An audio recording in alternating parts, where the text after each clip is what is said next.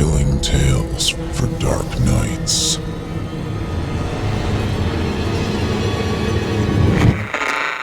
Want to make sure you never miss a Chilling Tales for Dark Nights video again? Be sure to subscribe and hit that bell to turn on notifications.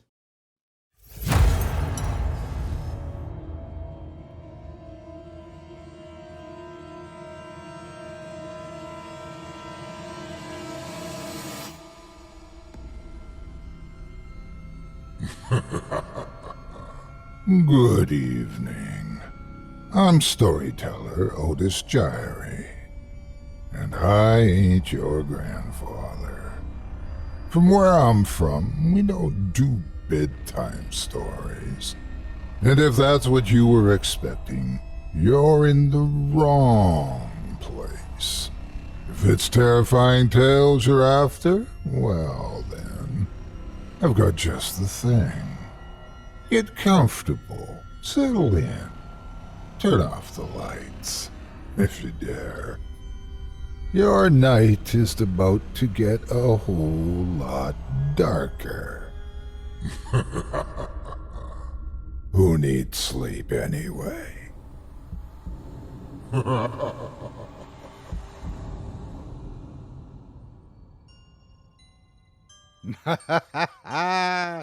Good evening. You're listening to Scary Stories Told in the Dark.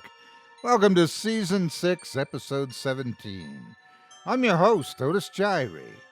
In this episode, I'll be performing 4 spine-chilling tales for you, all of them courtesy of Matt Dymerski, an award-winning Ohio-based author of horror and science fiction, who has been entertaining readers for over a decade.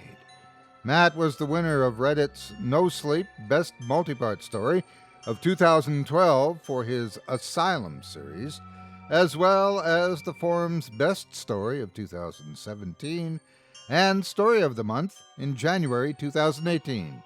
And in tonight's program, I'm confident you'll see why. You're listening to the standard edition of tonight's program, which contains the first 2 terrifying tales. If you'd like to show your support and enjoy an extended version of this and other episodes with twice the terror, visit simplyscarypodcast.com and click Patrons in the upper menu to sign up today. Thank you for your support. Now, it's time to take a walk together down the moonlit trail.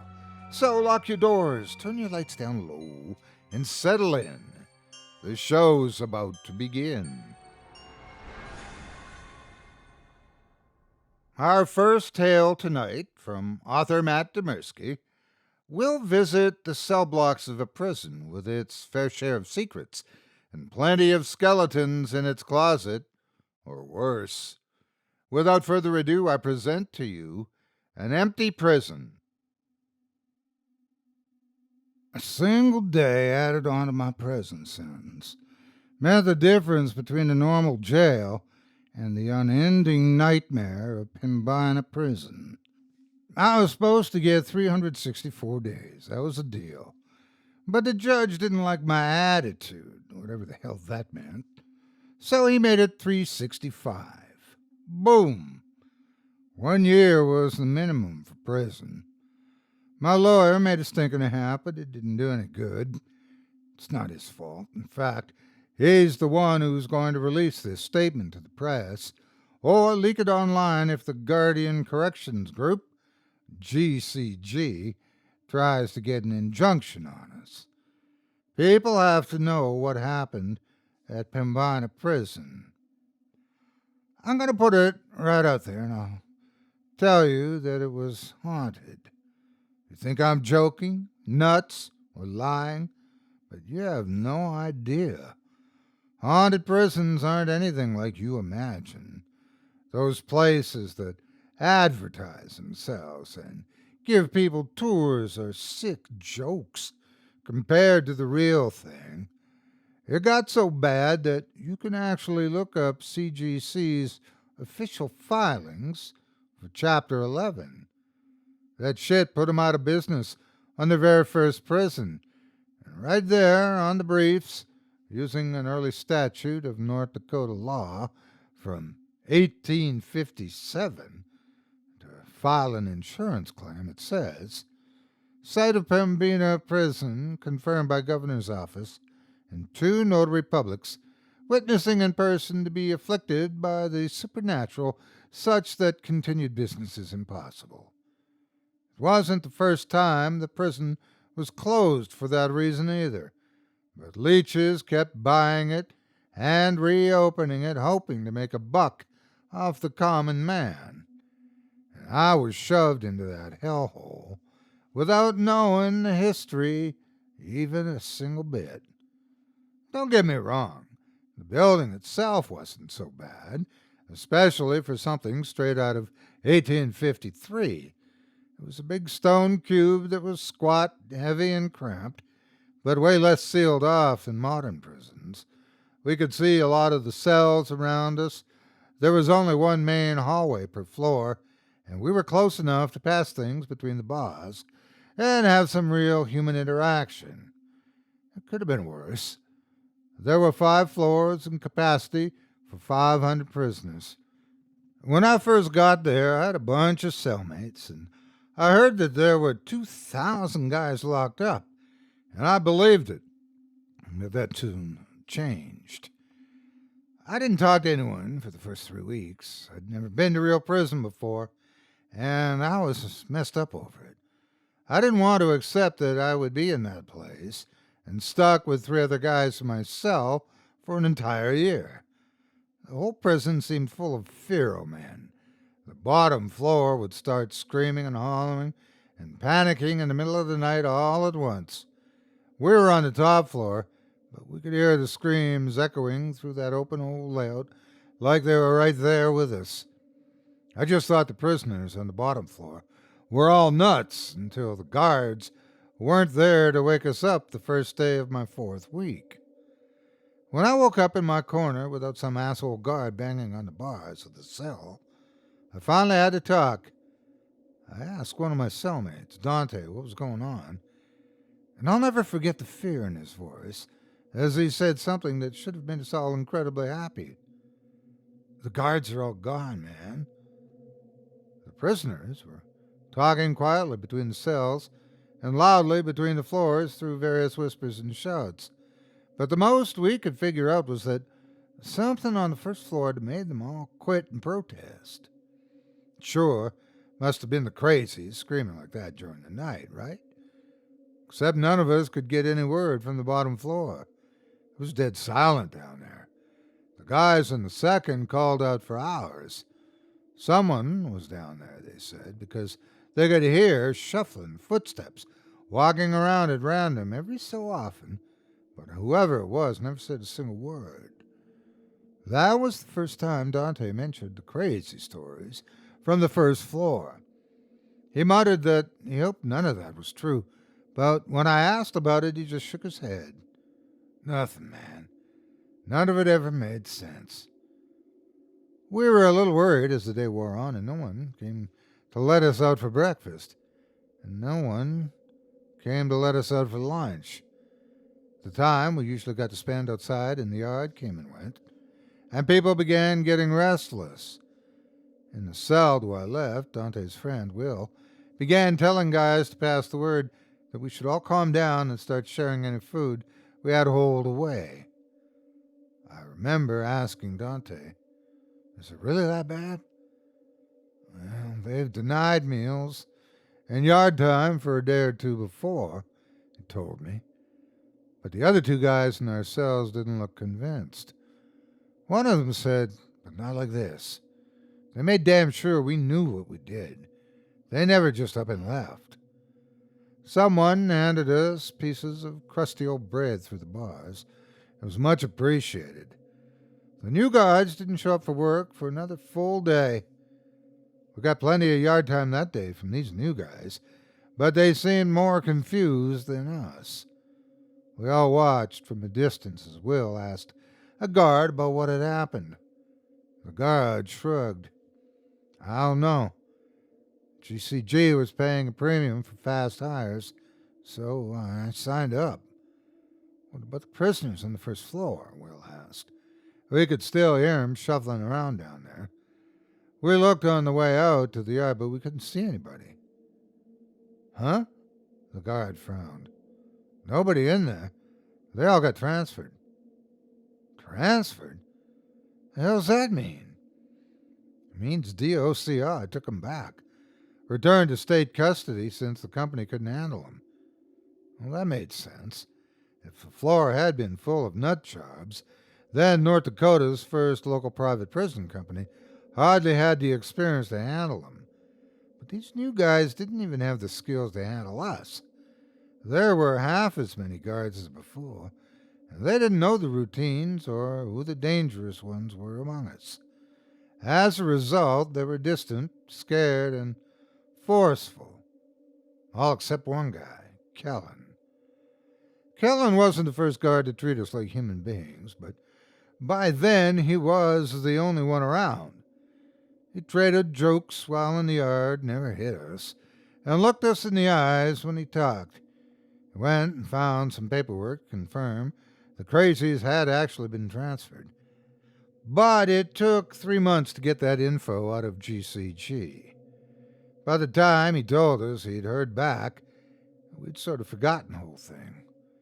2 nights later, maybe 2 hours past lights out, the guys on the second floor began screaming. Dante leapt up and fell on one of our cellmates by accident before shouting, Shit, must be a fire. And the guys in our row began banging on the bars and shouting for the guards, but the uniforms charged past and headed downstairs without talking to us. We could hear them shouting orders down below and then yelling in confusion. The prisoners' screams were clear, coming from the second, and it sounded like they were terrified of something in particular and wanted help. The sounds of gates being slammed and people running reached us after about 10 minutes shouting, and then it was silent, and we sat in the dark waiting and listening until morning. When the new shift came in, they were surprised and confused, and Kellen came by to ask us what had happened. We told him what we knew, but he'd shown up and found open gates and an empty second floor. There was no indication what had happened, but he promised to check with corporate and figure out if the absent prisoners had all been rapidly transferred again. Dante gripped the bars and made sure Kellen was looking at him. Please find out who the hell is walking around there at night. Kellen blinked at that. I'm day shift, so I don't know what I can do, but what do you mean? The prisoners are gone, Dante told him, fiercely but quietly. But the guys on the third floor said they still hear someone, maybe 2 or 3 someones, shuffling their feet every hour or so till morning. I guess I could go look right now. Dante reached for the bars and grabbed his uniform, something which usually got us a beating. Hear me. Do not go in there by yourself. Stay in the stairwell unless someone's with you. Kellen nodded fearfully. It looked like he finally understood how spooked we were. He waved another guard off, and Dante let go. But nothing more came of it for a whole season. The night shift had quit, and more guards got hired at an even higher pay. Kellen and another uniform scooped out the first 2 floors, but they found nothing.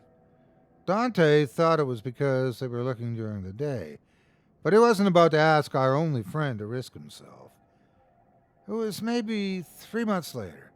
Yeah, I was halfway through my sentence, and I had taken up drawing, so I had a pen and paper, when we woke up in the middle of the night to everyone on the 3rd floor screaming in absolute panic. This time we were less scared during the event itself.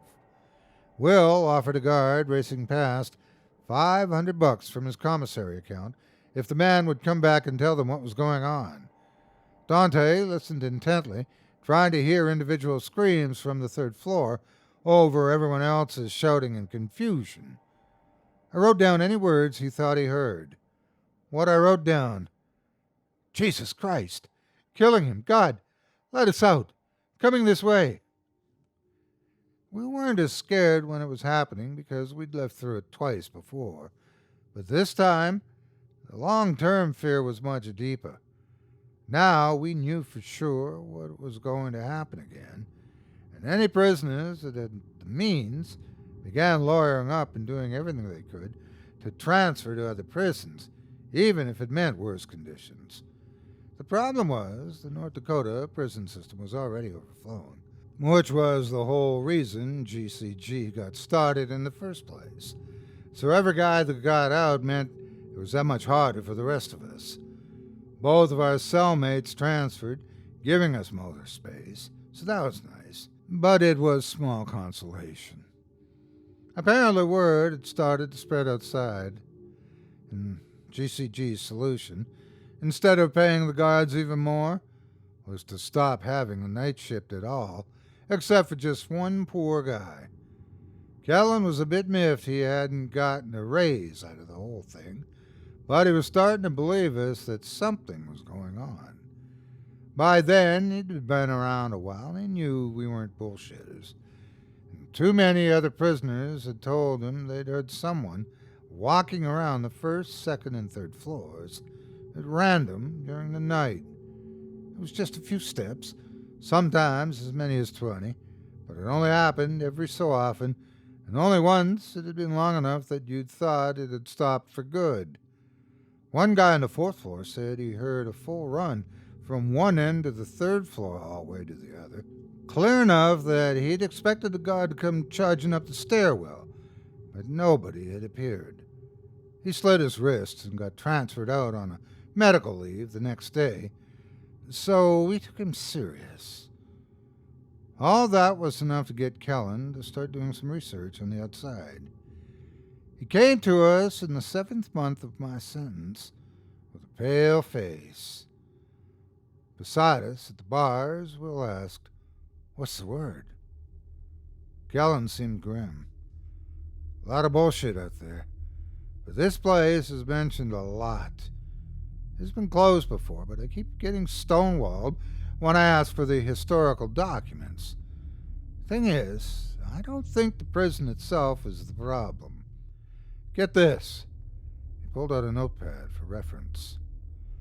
2 Canadian priests, Fathers Norbert Provencher and Sévère Dumoulin, visited Pembina in 1818, before it was even an official township. That was when the Hudson Bay Company was big around these parts. That's how long ago it was. Pembina was the biggest town in North Dakota then, so the trading post was full, and the priests chose to sleep outside by where the Pembina River meets the Red River.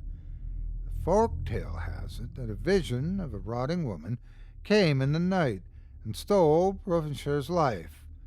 The 2 men bartered with her to split the remaining life between them, consigning both to live only 35 more years instead of 70 Sévère had left. Sévère got an extra month and 20 days as a gift from his friend for his sacrifice.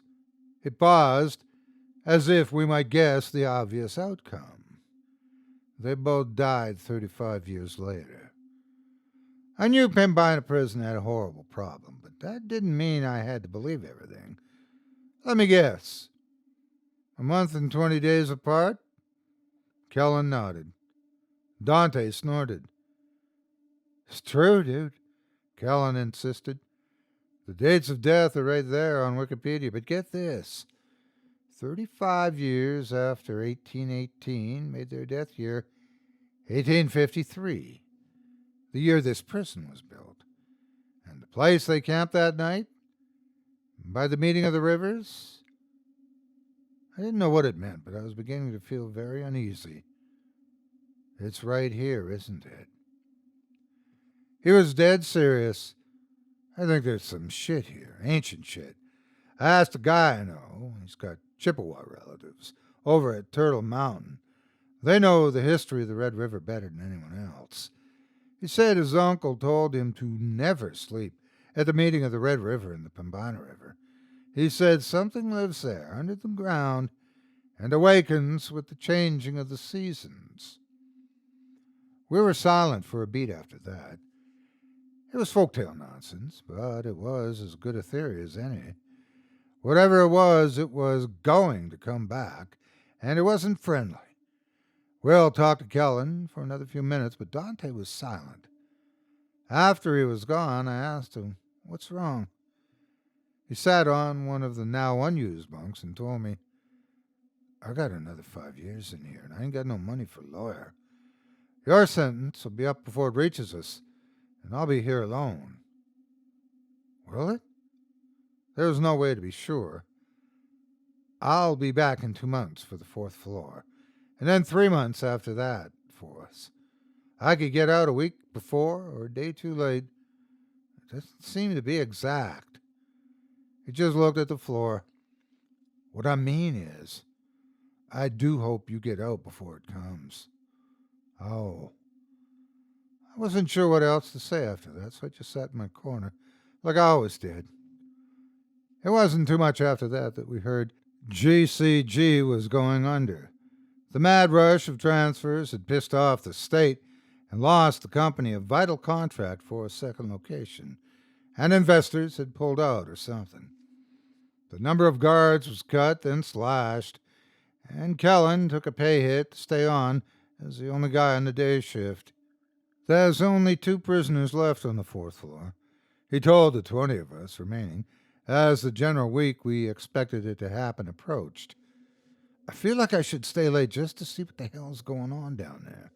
But the former guards I asked about it are all terrified as hell and refused to talk. Some got violent just because I asked. "It's cool," Will told him. "You got a kid at home. Don't be here for it." The 20 of us left on the 5th floor, sat in our cells once night fell, praying and listening.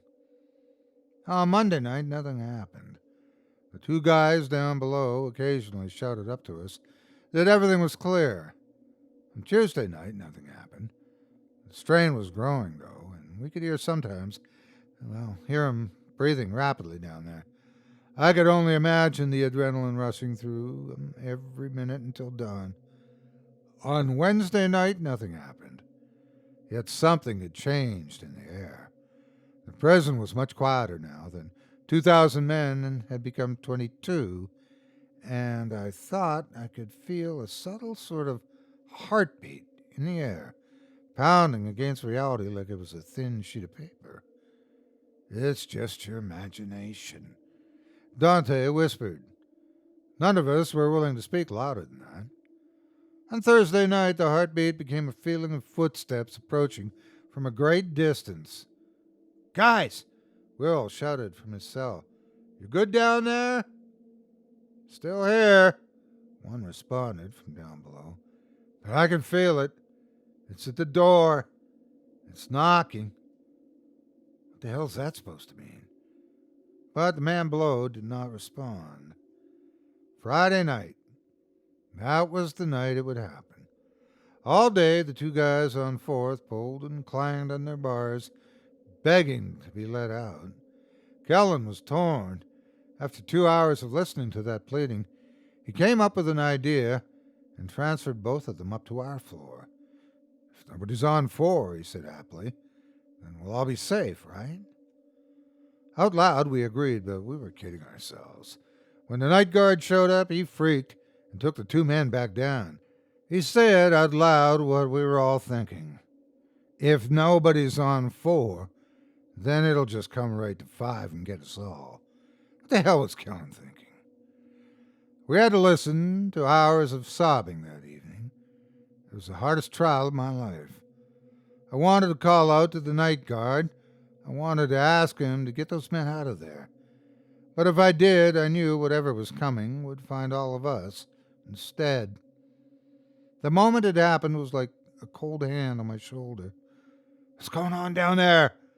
Dante shouted. The man, who was not sobbing, called back, It's changing." Will demanded, "What's happening? Tell us." "It's red." "Red? It's red." "What's red?" Will yelled insistently. "God damn it, what's red?" We stared down the hallway at the night guard, who who stood listening with fear. The screaming began a few seconds later, this time only one floor below. We could clearly hear every word. The sobbing prisoner shrieked, "There! It's there!" The man who'd been communicating with us began incoherently, raging with fear against his bars. Then, strangely, he stopped. The 20 of us clung to our bars, unable to help, unable to flee. Many of us cried, but we were otherwise silent, for to yell would be to drown out the last words of the men below. But they were eerily quiet for nearly 2 hours. We waited in strained silence as random footsteps traversed the 4th floor every so often. What was happening? For the first time, the victims of whatever was going on down below had chosen to be quiet instead of yelling for help. Why would that make things different?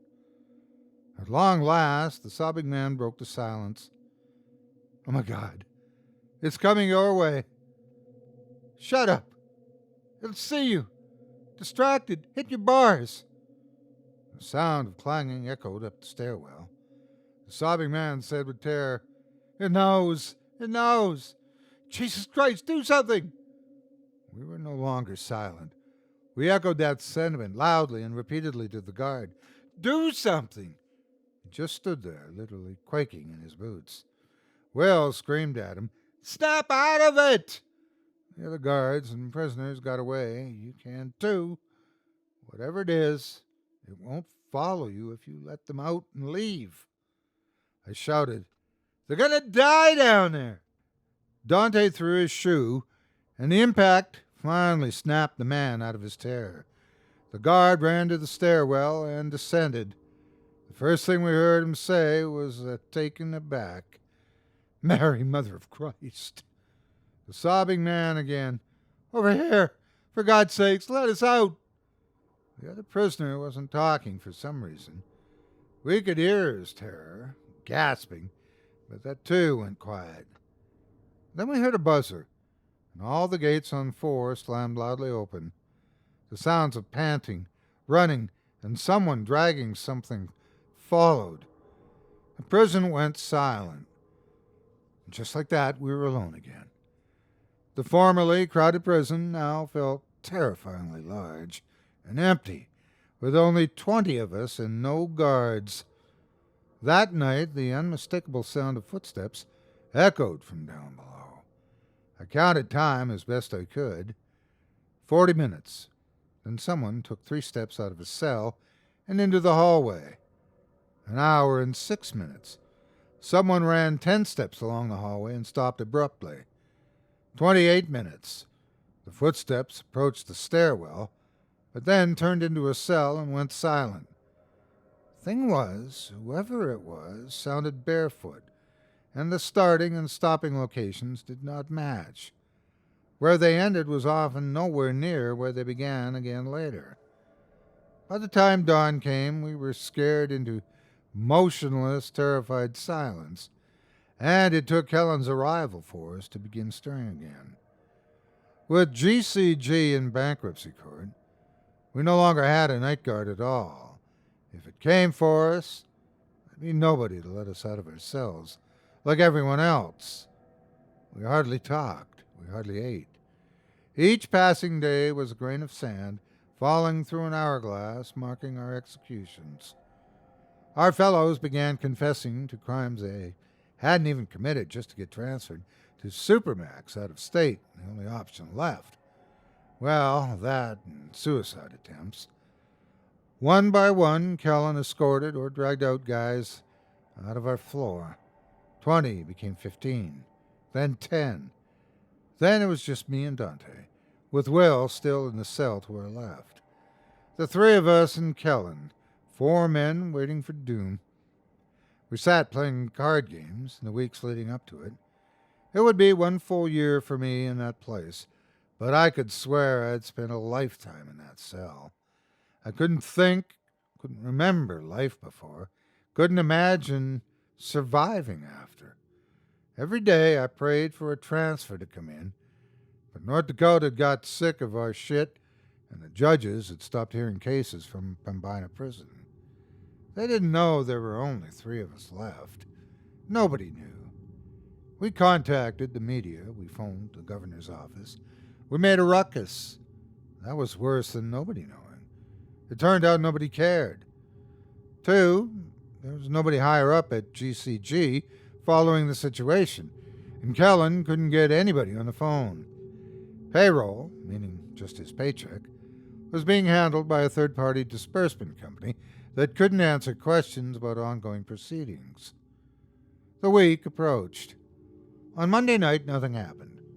We were like statues in our cells, alone, waiting for a sign of the executioner's approach. When dawn came, we sighed and began moving again. Dante asked, "You get out Friday?" I nodded. If things went like before, I'd be released the day of. As long as I left before sundown, I'd be all right.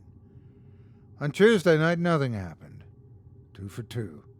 Just one more day. I sat through that darkness until... No. The feeling of the prison had changed around us. A subtle heartbeat seemed to pulse against our faces and ears and eyes. It had come a day earlier in the week than the last time.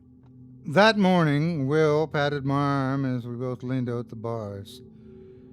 "Sorry, man." Dante just shook his head angrily. I wasn't going to get out in time. On Wednesday night, the heartbeat became the sound of footsteps approaching from some unfathomable distance. I think I stood at the bars of our cell that entire day, fingers wrapped around the metal with force to match the tension in the air and in our minds. This couldn't happen. This wouldn't happen. My lawyer would walk in and tell me he'd gotten the judge's unfair addition of an extra day removed. One day. One goddamn day. Even if I'd spent the whole year in this prison, one day still meant life or death. Let me out. Let me the hell out, for God's sake. But nobody cared and nobody'd listen. I'd like to tell you that Kellen stayed late that night. I'd like to tell you that when the entire floor began to glow red, the hallway, the cells, the stone itself, as whatever ungodly abomination, in the earth began to wake up upon the changing of the season, as distant footsteps became a traveler at the door of our minds, I'd like to tell you that Kellen was there and hit the button and opened the gates and let us all out. I'd like to tell you that I didn't see anything, and that I'm not permanently a broken man. I didn't claw at the walls of my cell as it approached slowly, moving a few steps every 20 to 70 minutes. I'd like to tell you that all 3 of us were able to run away and escape that horror upon reality, with its rotting hands and blind eyes radiating crimson light as it searched for us at random. But I can't give you a satisfying end to this story. The disbursement company fired Kellen and changed the locks in the property. According to their paperwork, all the prisoners had been moved, and they thought he'd been getting paid for guarding an empty prison. They left us in there for 11 days before the error was found, which meant 11 nights with that thing. For 11 days we starved. For 11 nights we sat absolutely still, not daring to move or breathe or even look left or right. It knew where we were, generally. It stood right outside our cell for hours, and sometimes walked right through the bars and grasped at the beds around us, daring us to make even the slightest motion. When you've spent 6 hours staring into the blind crimson eyes of a rotting demon, unable to blink your eyes for fear it will hear the air your lashes move, when you've seen what it's seen, the worlds it's walked, reflected in hellish red, you'll understand. No one cares. I'd like to tell you that Kellen actually existed. I'd like to tell you we had a friend among the guards, and that it wasn't all that bad. I'd like to tell you I wasn't traumatized by the hell I went through being left to rot and left to die as nothing more than a number on some corporation's books. But no one cares.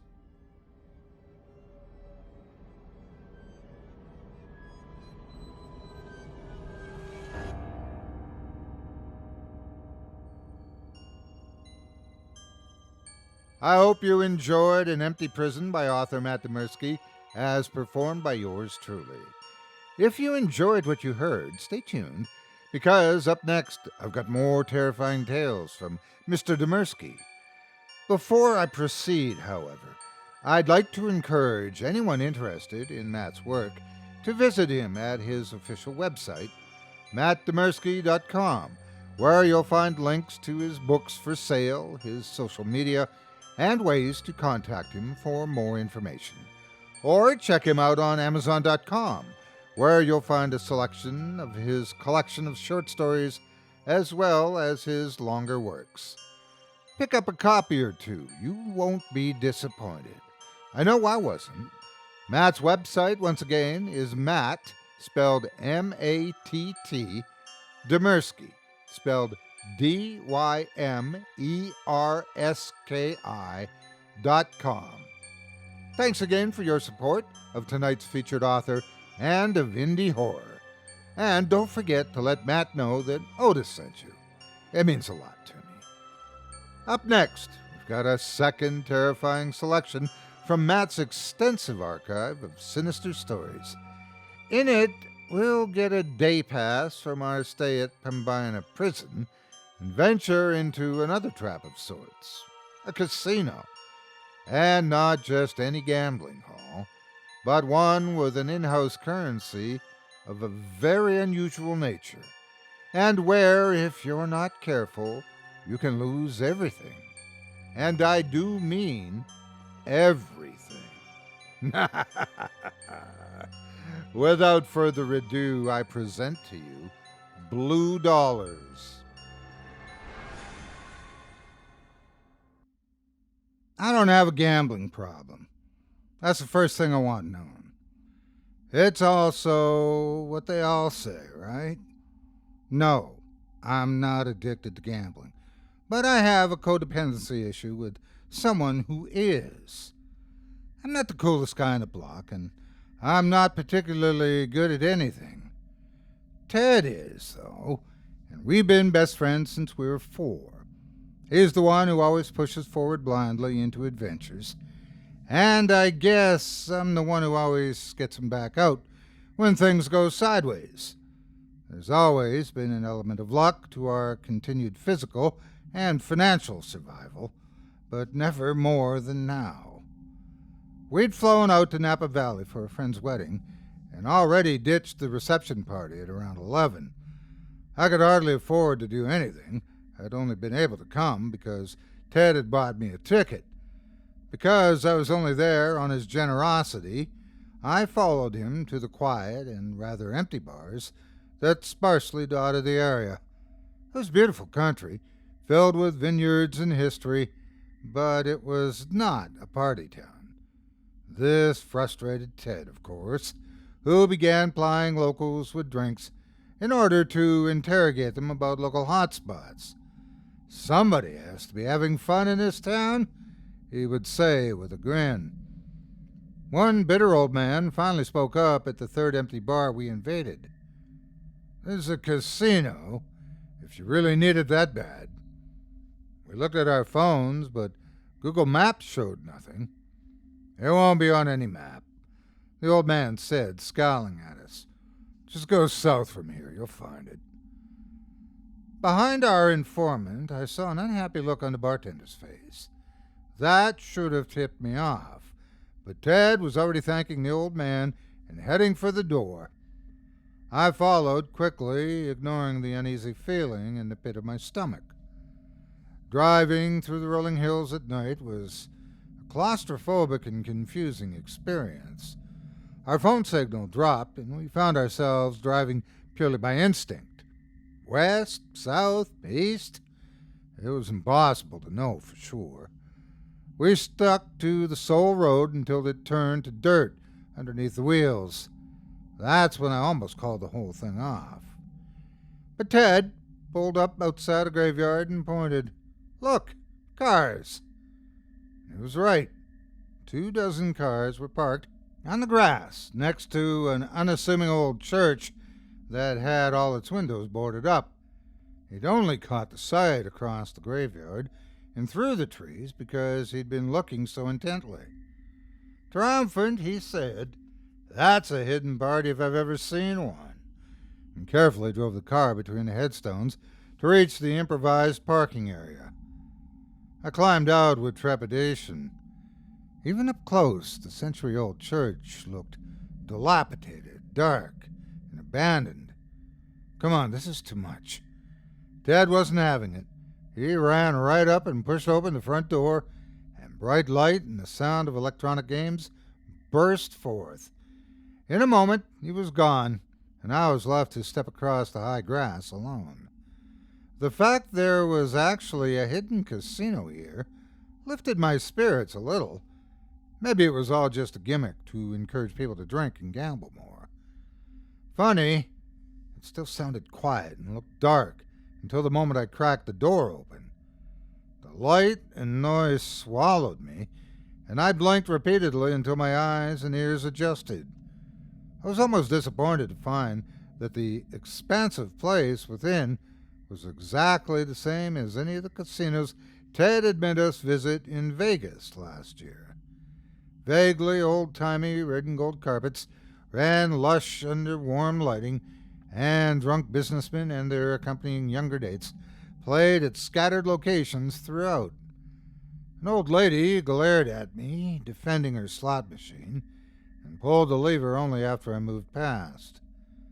Finally relaxing, I shrugged. Whatever. We weren't going to be robbed or stabbed here. This was still Napa Valley, after all. In fact, they were rather accommodating.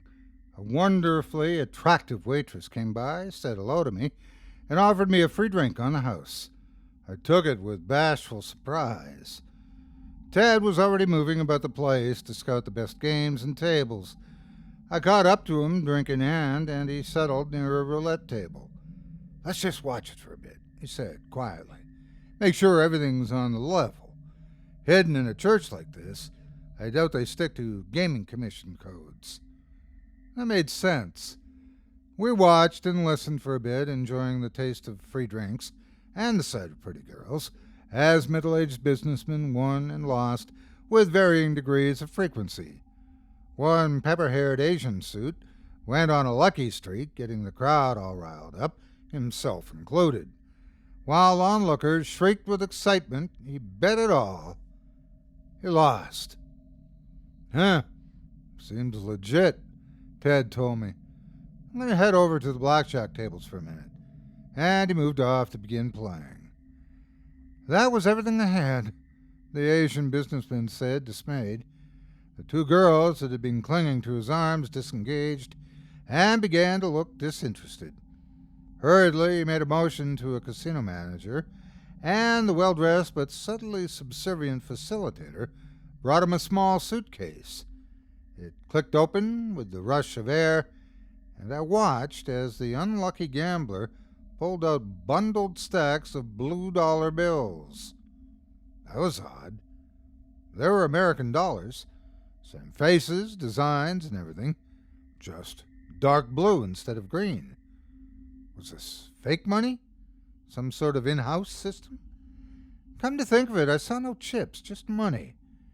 If these were the replacement for chips, why all the care to make them so similar to real dollars? The gambler in question did not have the same qualms. He gladly placed the stacks on the table. The crowd grew energized again, and the girls began showing him attention once more. Feeling a little strange, I moved off, seeking Ted. I found him at the blackjack table as he won a hand. Grinning, he pumped a fist. "I like this place. Come on, play." "I don't have any money for this," I told him, sheepish. "Here's some."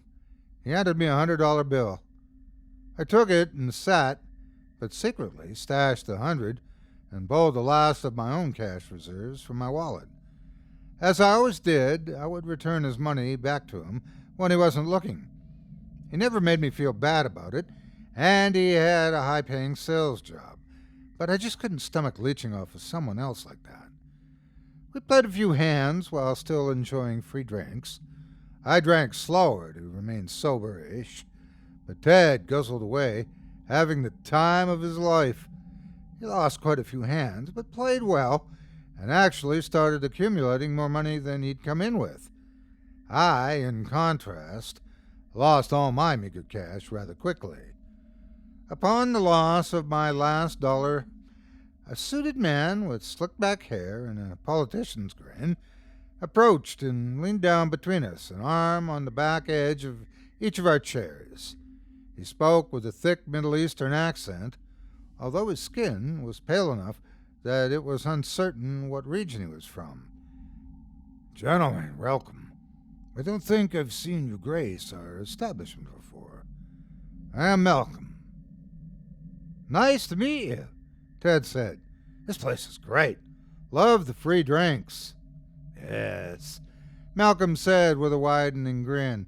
"A small expense in the face of casino profits. I am not a greedy man." "Oh, so you're the owner?" I asked, not wanting to be left out. "Yes, but think of me as your friend." He finally moved back and stood upright. His gaze shifted to me.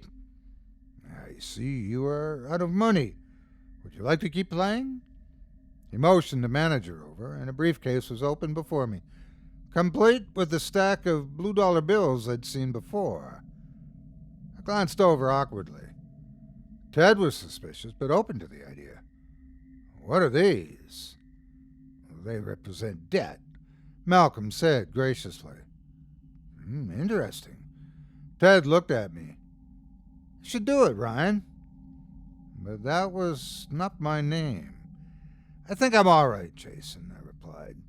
What did he have in mind? I imagined he was planning to use these blue dollars, if needed, and then slip out. They couldn't make us pay back a debt if they had no idea who we were. Accepting my refusal, Malcolm ordered the suitcase closed and withdrew. "Good luck, gentlemen." I was left with a chill and a shiver.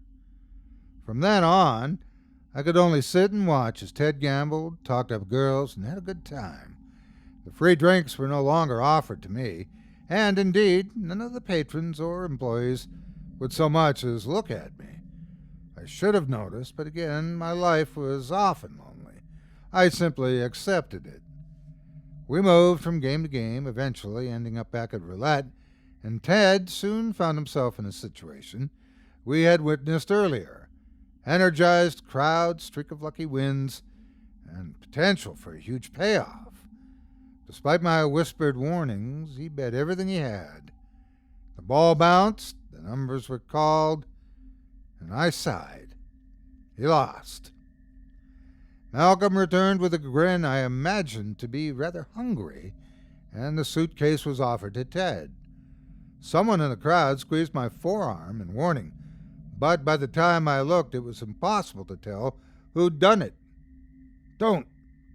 Let's go home." "Come on, Ryan," he shouted back. I could tell he still intended to rip off the establishment. "Let's have some fun." Reaching down, he eagerly pulled out 2 armfuls of blue dollar stacks, most of which he pawned off on me. I held them as he bet blue money on another roll. It might have been my imagination, but the stacks felt suddenly warm. He won, thankfully, but that quickly led to more bets, and I watched with a sinking feeling as my blue load of dollars shrank. The eyes of the crowd were upon us very intently now, and Malcolm seemed to be staring solely at Ted, grinning only when Ted looked his way. "We should go," I said again. Ted ignored me. There were 100 opportunities to leave, but Ted took none of them. At long last, his final blue dollar went to the house. At that point, he whispered his intent to me, and I took off running after him a heartbeat later. I made it to the door and burst into the cold night air, but Ted remained just within. "What are you doing?" I shouted to him. Get out here! He seemed horrified. He stared down at his feet as they towed the red and gold carpet edge. I can't leave. Malcolm approached calmly behind Ted, flanked by two suited managers. Sensing something was wrong, I leapt forward and kept the church door from closing, but I made sure it remained just outside. Malcolm, what the hell is this? The grinning man gave a small laugh. I told you that my money was a form of debt. People like your friend here never listen. They think that they can cheat the house. Perhaps that would be possible if the house, in this case, were not a demon. But it is. I am, and he is now indebted. I stared up at him, trembling. But it seemed that I was not in direct danger.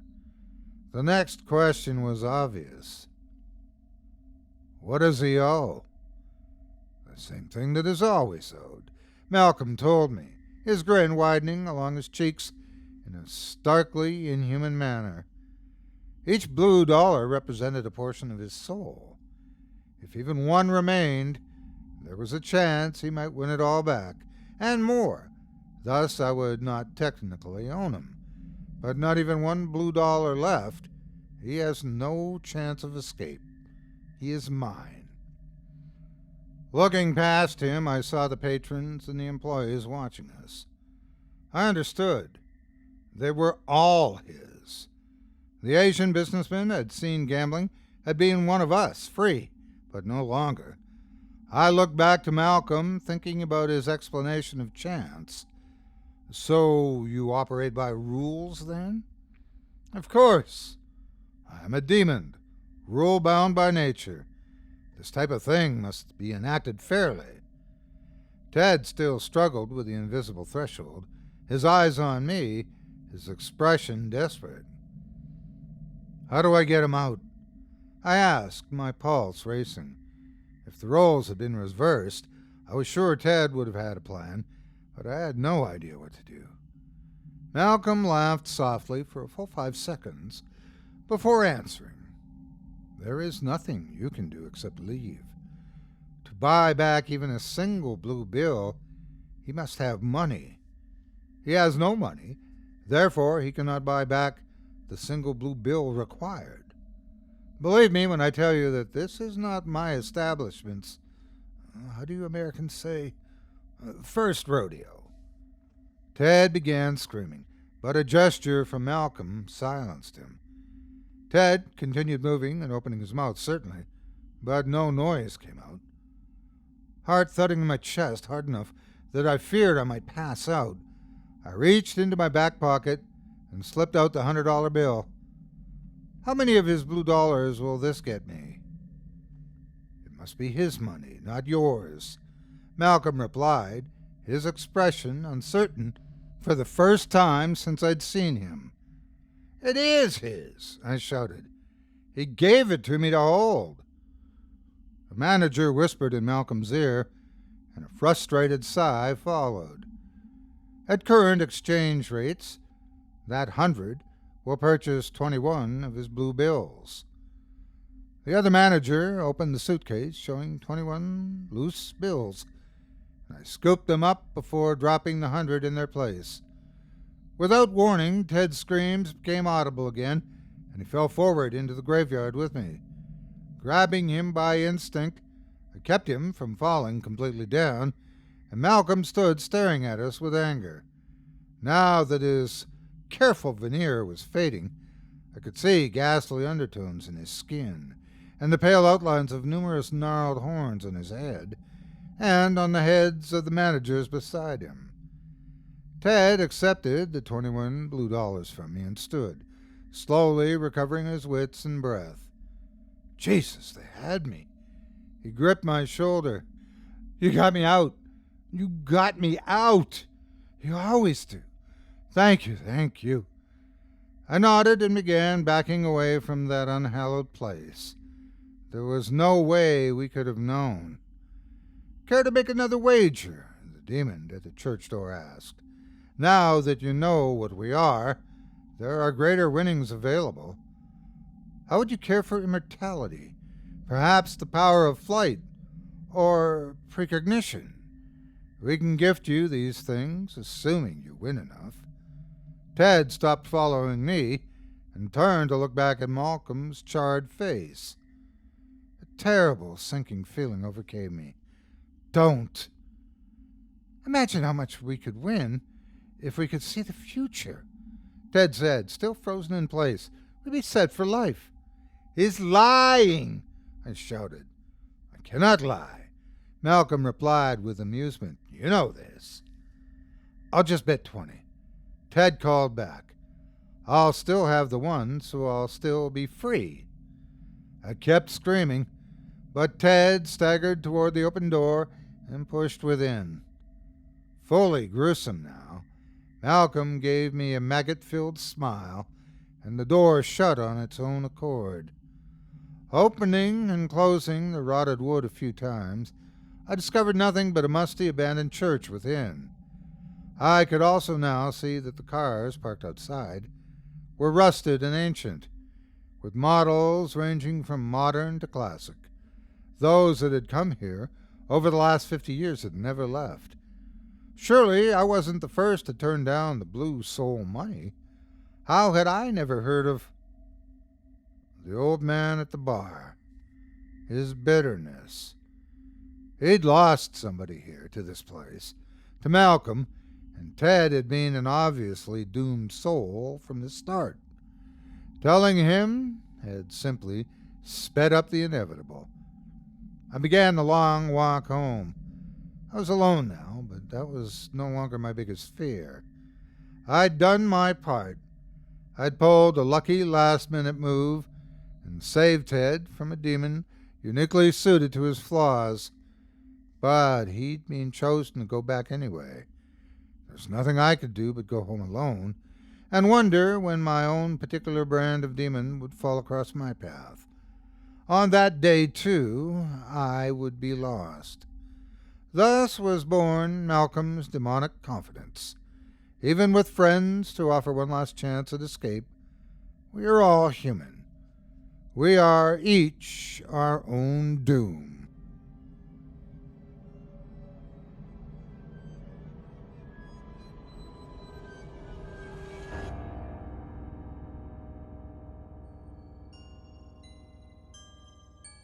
I hope you enjoyed Blue Dollars by tonight's feature author, Matt Dymerski, as performed by yours truly. As a reminder, all of tonight's tales were provided to us courtesy of our featured author. And as a reminder, Matt has a number of novellas and short story collections available now on Amazon.com. And you can show your support by picking up a copy of one or more of the books today. And you won't be sorry you did. Or visit mattdymerski.com, where you can get in touch and drop him a line, connect on social media, or simply get more information about Matt and his decade-long career as a horror and sci-fi author. Don't forget to let them know that Otis sent you. Thanks once again for your support of tonight's featured author and of indie horror. As for me, I would like to personally thank you for joining me for this episode of Scary Stories Told in the Dark. If you've enjoyed what you've heard on today's program, please take a moment to stop by our iTunes page or wherever else you listen to your favorite podcast and leave us a 5-star review and a kind word. It makes a huge difference and would mean a lot to us. If you'd like to hear a premium extended edition of tonight's and all of our other episodes featuring twice the terror, visit simplyscarypodcast.com today and click the Patrons link in the menu at the top of the screen. You'll find yourself at chillingtalesfordarknights.com, where you can purchase season passes for this podcast and our other quality storytelling programs, or become a patron for as little as $5 per month and get access to our entire audio archive dating back to 2012, all of it ad-free. If you happen to use Facebook, Twitter, Instagram, or YouTube, you can follow and subscribe to Chilling Tales for Dark Nights there, where you'll get all of our latest updates and new releases and have the chance to interact with us each and every week. You can subscribe to me on YouTube as well, at the Otis Jiry channel, where you'll find releases of my series, Horror Storytime, dating back to 2014. And you can find me on Facebook, Twitter, and Instagram too. Just search for Otis Jiry. Until next week, stay spooky and get some sleep if you can.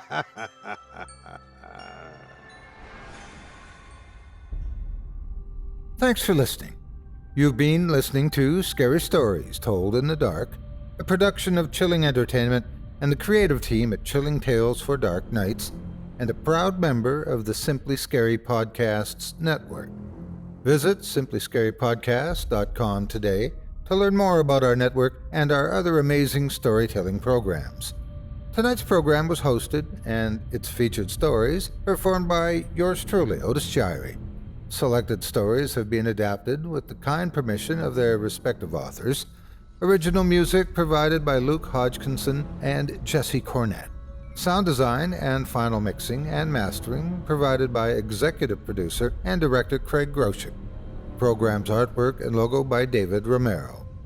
If you're looking for some fresh tales on a daily basis while waiting for the next podcast, check out my YouTube channel, the Otis Jiry channel, and my extensive collection of narrated tales there. Simply search on YouTube by my name, and you'll find me. And don't forget to subscribe and press the bell notification icon to get my latest releases. Got a scary tale of your own that you'd like performed? I take submissions. Email it to me today at otis@simplyscarypodcast.com to have your terrifying tome considered for production in a future episode of this show. That's otis@simplyscarypodcast.com. If you've enjoyed what you heard on tonight's program and are joining us on your favorite podcast app, subscribe to us to be sure you never miss an episode, and leave a 5-star review and a comment. Your feedback means a lot to me. You can also follow Chilling Tales for Dark Nights and yours truly on Facebook to connect anytime and get the latest updates on this and other programs and my channel. If you're listening on the Chilling Tales for Dark Nights YouTube channel, do us a favor and hit the subscribe button and the bell notification icon for ctfdn as well to get more spooky tales from me and the crew and another episode of this program each and every Wednesday. And don't forget to hit that thumbs up button to tell us how we're doing and leave a kind word or a request. And don't forget to visit us at chillingtalesfordarknights.com and consider supporting the team by becoming a patron. In addition to helping us out, you'll get exclusive access to our audio archive and ad-free downloads of all your favorite stories, including those you've heard on this program. As for me, I'll be back next Wednesday with more terrifying tales to keep you up all night. But that's all right. Who needs sleep anyway?